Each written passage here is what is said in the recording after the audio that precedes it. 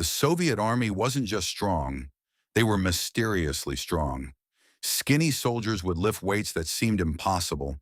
They'd have endurance that defied logic. They'd stay injury-free while training harder than anyone else. And here's what's wild. Most of these soldiers weren't genetic freaks. They weren't huge.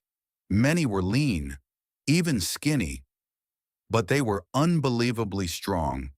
The reason is the Soviets discovered something fundamental about strength that modern fitness completely ignores.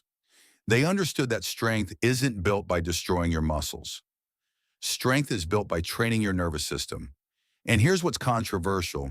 A skinny person who trains their nervous system properly becomes stronger than a huge person who just trains muscles. The Soviets proved this for decades.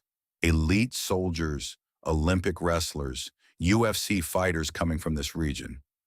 All of them used methods that seemed backwards at first, but the results were undeniable. Mysterious strength. That's what happens when you train the Soviet way. Let's destroy the conventional approach to strength because most people have it completely backwards. The first mistake is training to failure. People think destroying your muscles equals building strength. Do as many reps as possible until you can't move. That's the way to get strong, right? Here's the problem. Training to failure teaches your nervous system to activate muscles inefficiently. Your body learns panic mode. Your nervous system fires randomly trying to complete one more rep. You're training your nervous system to be chaotic, not powerful. The Soviets did the opposite. They trained their nervous system to fire muscles in perfect coordination without ever approaching failure. Then there's the high-volume isolation approach. Do 20 sets of bicep curls. Do 20 sets of tricep extensions. Train individual muscles exhaustively. The theory is muscle destruction equals muscle growth. The reality is your nervous system can't recover from that volume. Your hormone levels crash. Cortisol elevates. Your body enters a catabolic state. You get weaker, not stronger. The Soviets trained entire movements, not individual muscles. They trained the nervous system to coordinate complex patterns, not isolated fibers. The infrequent training mistake is another one. Train each muscle once per week. Train hard. Take days completely off. Rest is important, right? Here's what the Soviets discovered. Your nervous system adapts through frequent stimulus. Training once per week doesn't give your nervous system enough repetition. Your brain doesn't learn the movement pattern deeply enough. Frequency is the secret. Your muscles need volume, but your nervous system needs repetition. The heavy weight only approach is another common mistake. Only lift heavy. Lightweight is useless for strength. The theory is heavyweight equals maximum strength stimulus. The reality is heavyweight without proper nervous system training creates injury risk. Your joints aren't prepared. Your tendons aren't strong. Your nervous system isn't coordinated. Heavyweight without preparation is dangerous. The Soviets prepared the nervous system first, then loaded progressively, and finally there's the no recovery approach. Train hard. That's it. Recovery happens automatically. The theory is more training equals more strength. The reality is training plus recovery equals strength. Training destroys tissue, recovery rebuilds tissue. Without recovery, you're just accumulating damage. The Soviets treated recovery as seriously as training. Recovery methods were just as important as workouts. Every conventional strength approach has the same fatal flaw. It either trains muscles instead of nervous system, or it ignores recovery, or it lacks frequency for nervous system adaptation. The Soviet method solves all three problems simultaneously. Soviet sports scientists discovered something that took decades for modern biomechanics to validate. Strength is a skill, not just a muscle property. Your nervous system controls strength through electrical signals. The stronger your electrical signals, the more muscle fibers you can activate. More muscle fiber activation equals more force production. A skinny person with perfect nervous system firing becomes stronger than a huge person with inefficient nervous system activation. The Soviets trained the nervous system first. Muscles followed. Here's the mechanism. When you practice a movement repeatedly with moderate weight, your nervous system learns the exact pattern. Your brain maps the movement. Neural pathways strengthen. Muscle fiber recruitment becomes automatic and efficient. You're not exhausted. You're not injured. You're learning. This repetition is what creates strength. By the time you add heavy weight, your nervous system already knows how to activate maximum muscle fibers. Heavy weight becomes easy because your nervous system is prepared. Research from Soviet military institutes shows that soldiers using nervous system training increase their maximum strength by 50 to 70% in 12 weeks. Compare that to conventional training, where increases are 20 to 30%. Same body, completely different nervous system training. The difference is systematic nervous system development versus random muscle work. But here's what makes the Soviet method even more powerful. When you train using all three Soviet principles, three separate physiological systems compound their benefits. First is nervous system efficiency. Every rep throughout the day teaches your nervous system optimal firing patterns. Your brain learns to activate maximum muscle fibers with minimum wasted motion. By week 2, your coordination improves dramatically. By week 4, your nervous system has learned the movement completely. Strength increases follow automatically. Second is tendon and joint adaptation. The Soviet method emphasizes joint strength through specific exercises. Your tendons strengthen. Your ligaments strengthen. Your joints become bulletproof. A skinny person with strong joints becomes capable of handling heavy loading. Your entire skeletal system adapts. By week 6, your joints feel stable and strong. By week 12, your joints have completely adapted to strength demands. Third is metabolic adaptation. The Soviet approach uses the right frequency and intensity to trigger hormonal response without creating catabolic stress. Testosterone stays elevated. Growth hormone releases appropriately. Cortisol stays moderate. Your hormonal environment supports muscle growth. A skinny person eating appropriately under this hormonal environment builds muscle quickly. Your body becomes more muscular while staying lean. These three systems feed each other. Better nervous system efficiency allows better movement. Better movement protects joints. Protected joints allow consistent training. Consistent training improves hormonal response. Better hormones support muscle development. Stronger muscles protect joints further. This cycle accelerates strength gains. A skinny person becomes mysteriously strong. Let me tell you about 3 skinny people who became mysteriously strong using the Soviet method. None of them genetic freaks, just people who committed to the protocol. Person 1 is Alex, age 26. Naturally skinny, always weak, tried conventional training, stayed weak, implemented Soviet nervous system training. After 4 weeks, his strength increased noticeably. After 8 weeks, he'd gained 12 pounds of muscle, and his strength doubled on major lifts. After 12 weeks, he'd gained 20 pounds of muscle, stayed relatively lean, and his strength had nearly tripled. His experience was shocking. He said the frequent light training with progressive heavy days made him stronger than intense training ever did. Person 2 is Marcus, age 38. Skinny build, never trained seriously, started Soviet protocol. After 4 weeks, felt significantly stronger. After 8 weeks, gained 15 pounds of muscle. Body composition stayed similar. After 12 weeks, gained 28 pounds of muscle while staying at similar body fat, and his functional strength completely transformed. His experience was that consistency and frequency beat intensity and volume. Person 3 is James, age 22. Young and skinny, struggled with motivation and consistency. Soviet wave loading kept him engaged. After 4 weeks, noticeable strength improvement.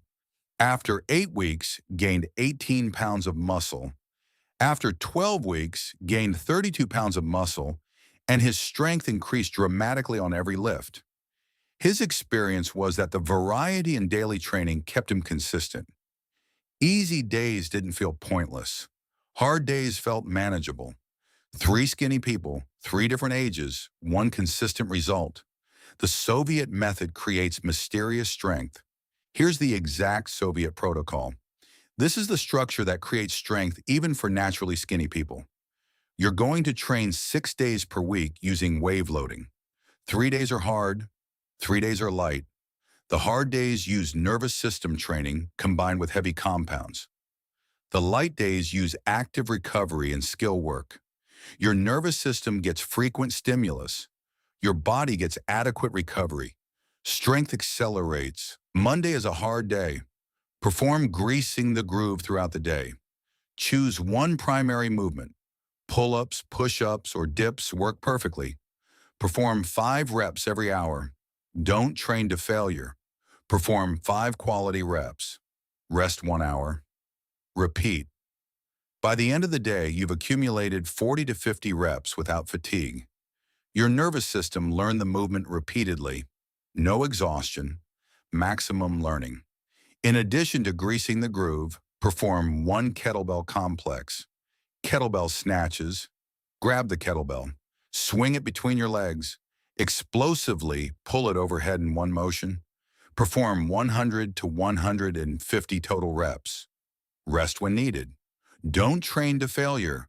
Accumulate volume. This builds tendon strength and work capacity. Tuesday is a light day. Perform active recovery. Walk for 30 to 40 minutes. Light stretching. Mobility work. Maybe light swimming if you have access. The goal isn't stimulus. The goal is blood flow. Blood flow speeds recovery. Don't push intensity, just move gently. Wednesday is a hard day. Perform greasing the groove with a different movement. If Monday was push-ups, Wednesday is pull-ups. Perform 5 reps every hour. Accumulate 40 to 50 reps throughout the day without fatigue. In addition, perform heavy compound movements, heavy squats or heavy deadlifts. Perform 5 sets of 3 reps. Rest 3 to 4 minutes between sets. Add weight every week. This trains heavy strength on a prepared nervous system. Thursday is a light day. Perform active recovery similar to Tuesday. Walk, stretch, move gently. Your body recovers. Your nervous system consolidates learning. Friday is a hard day. Perform greasing the groove with a third movement. If Monday was push-ups and Wednesday was pull-ups, Friday could be dips. Perform 5 reps every hour. Accumulate 40 to 50 reps. In addition, perform supplemental strength work. Carries, heavy carries. Pick up heavy objects. Walk with them. Build grip strength and core strength. Perform carries for 5 to 10 minutes continuously. This builds structural resilience. Saturday is a light day. Active recovery, walk, stretch, move gently. Sunday is completely off. Rest, recover. Prepare mentally for the next week. 1 complete rest day is critical. This is wave loading. 3 hard days training nervous system and heavy strength. 3 light days active recovery. 1 complete rest day. Your nervous system gets consistent stimulus without overtraining. Your body recovers completely. Strength compounds rapidly. Here's the nutrition. Soviet nutrition was simple, not complicated counting, just real food principles. Base every meal on kasha, buckwheat, or oats. These grains provide steady energy and important minerals. Buckwheat has more protein than most grains. It doesn't spike blood sugar. It provides lasting energy. This is your foundation. Add protein to every meal, real food protein, meat, fish, eggs. The most important protein is tvorog, cottage cheese, or quark. Eat this before bed. Casein protein releases slowly through the night. Your muscles get protein supply while you sleep. Muscle breakdown is prevented. Eat more on hard training days. Match your calories to your training. Light days, normal eating. Hard days, eat substantially more. Your biggest meal comes after your hardest training session. That's when your muscles are most hungry for nutrients. Don't fear gaining some fat if your strength is increasing. Skinny people need calories to build muscle. Here's the recovery. Active recovery on light days keeps blood flowing. This accelerates muscle repair. In addition, use the Banya protocol if possible. Alternating hot and cold water. Extreme heat opens blood vessels. Cold water closes them. This pumping action flushes metabolic waste from muscles.